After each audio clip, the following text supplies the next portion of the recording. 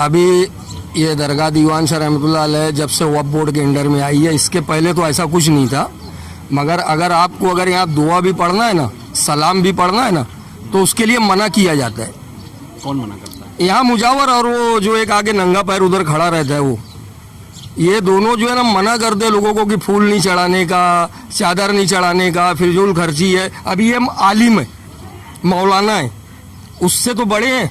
जब ये सलाम पढ़ने के लिए खड़े होते तो इनको रोक दिया जाता है। तो क्या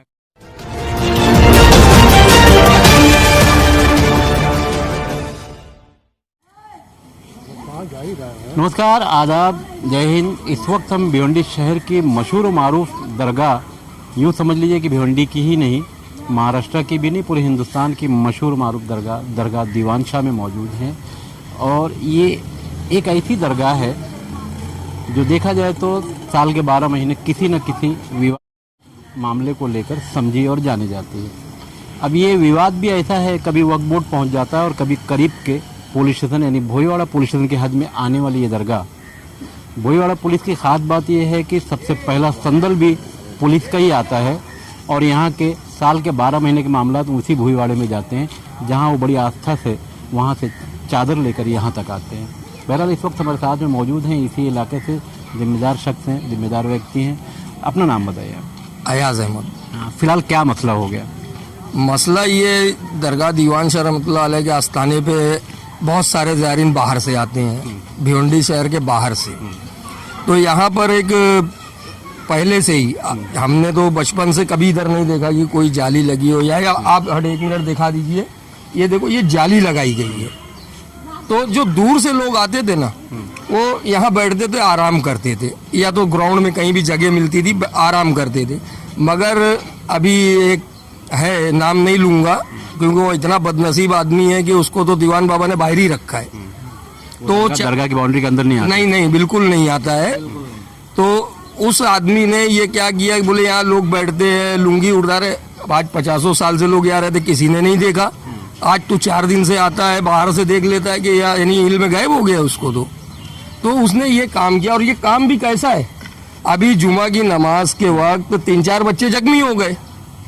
बच्चे हैं, वो मानेंगे क्या? कितना मना करोगे आप?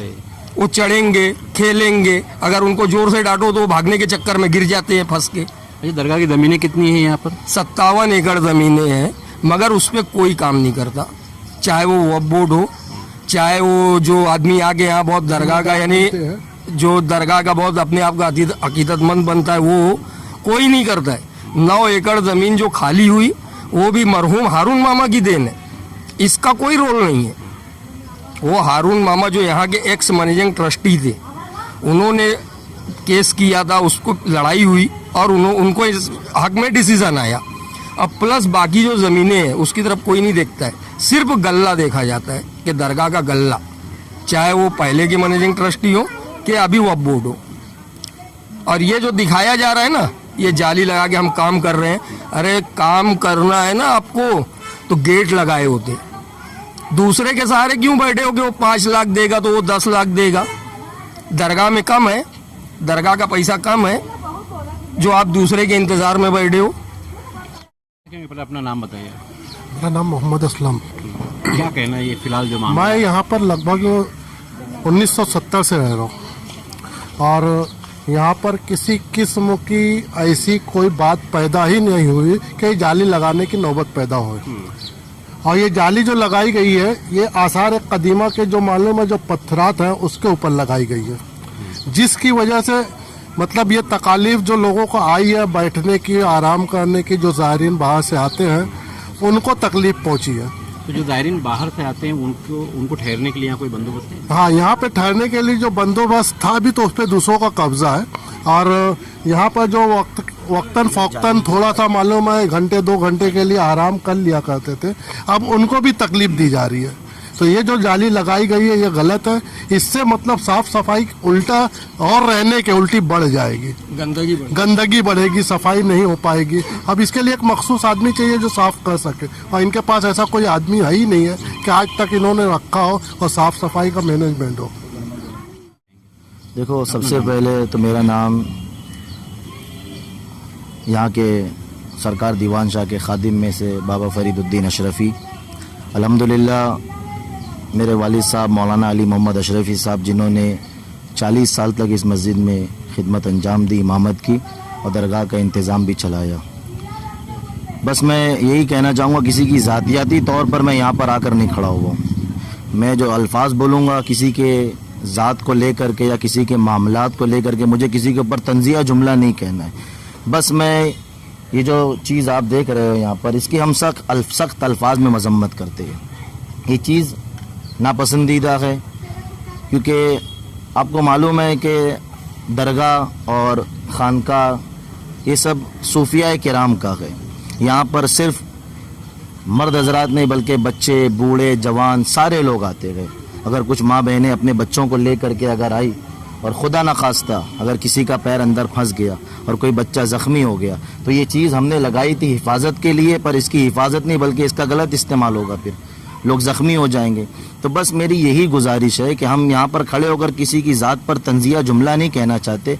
बस हम यही कहना चाहते हैं कि दरगाह के मामलात में अगर आपको इंटरेस्ट है तो जो दरगाह की जगह है, जो दरगाह की प्रॉपर्टी है जिसका गैर ज़रूरी इस्तेमाल हो रहा है, उसको रोका जाए, ना कि ऐसी हरकतें की जाए। आप खुद देख लीजिए, आपका नाम फ़ख्र आलम भाई है।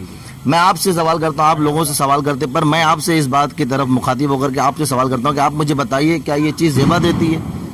क्या ये चीज़ ज़ेबा देती है? दरगाह के आस्थाने पर आपने अजमेर मोहल्ला देखा होगा, फिर उसके बाद कुतुबुद्दीन बख्तियार काकी का आस्थाना, निज़ामुद्दीन औलिया चिराग दहलवी, न जाने कितने आस्थाने हिंदुस्तान में मौजूद है, पर कहीं पर आपने देखा कि दरगाह के सहन में जो बैठने की जगह है वो बंद कर दी गई हो।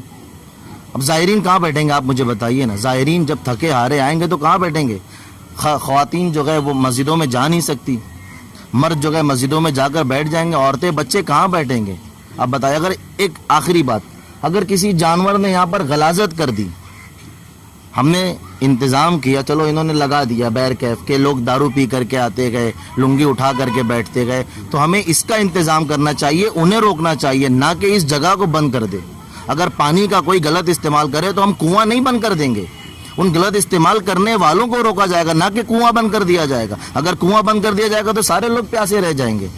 तो चंद लोगों की गलती की वजह से सारे निज़ाम को दरहम बरहम नहीं कर सकते। बस मैं यही गुजारिश करूँगा कि इस चीज़ को निकाल दिया जाए। सारे मोहल्ले वाले तमाम हजरात खड़े हैं यहाँ पर, आप लोगों की क्या राय है भाई? क्या ये चीज़ सही है? क्या ये चीज़ सही है? आप लोगों को लगता है ये चीज़ सही है? हम सब इसकी सख्त अल्फाज में मजम्मत करते गए, क्योंकि ये चीज़ दुरुस्त नहीं है, आस्थाने को ज़ेबा नहीं देती है, बिल्कुल एकदम भद्दा लगता है, एकदम बुरी चीज़ लगती है। मैंने हिंदुस्तान की बड़ी कई दरगाहों को बहुत ही करीब से देखा है, अजमेर, सरवार शरीफ और दिल्ली। इस तरह की कई दरगाहों पर मेरा आना जाना बराबर रहा है, मगर भिवंडी शहर की ये दीवान शाह दरगाह, जिसकी ज़मीनें तकरीबन 57 एकड़ हैं, उसमें से कुछ एकड़ ही अब दरगाह के पास बची हुई है। सारी ज़मीनें इसी इलाके के सफ़ेद पोश नेताओं ने हड़प लिया, बिल्डिंगें बनाई, बेचकर निकल गए। मगर इस दरगाह पर वक्फ बोर्ड का कब्ज़ा है और यहाँ लोग बैठते थे, अब वहाँ जाली लगाकर कब्ज़ा कर लिया गया और इस दरगाह में आने वाले मुसाफिरों के लिए एक मुसाफिर खाना भी है, वो भी कब्ज़े में है। बहरहाल भिवंडी शहर की आवाम, भिवंडी शहर के जो लोग इस दरगाह से अकीदत रखते हैं, वो ये जानना चाहते हैं कि दरगाह जिस दिन वक्फ बोर्ड ने अपने कब्ज़े में लिया, उस दिन कोतवाल शाह दरगाह के पास एक बिल्डिंग का काम चल रहा था, तो ज़रूरी ये था, भ्रष्टाचार यहाँ हो रहा था या वहाँ हो रहा था? इसका जवाब भी भिवंडी शहर की जनता जानना चाहती है। और ये ज़मीनें जो दीवान शाह बाबा के नाम के ट्रस्ट की थी, वो सब कहाँ गई, उसका हिसाब किताब कौन देगा? मैं खान फ़ख्र आलम।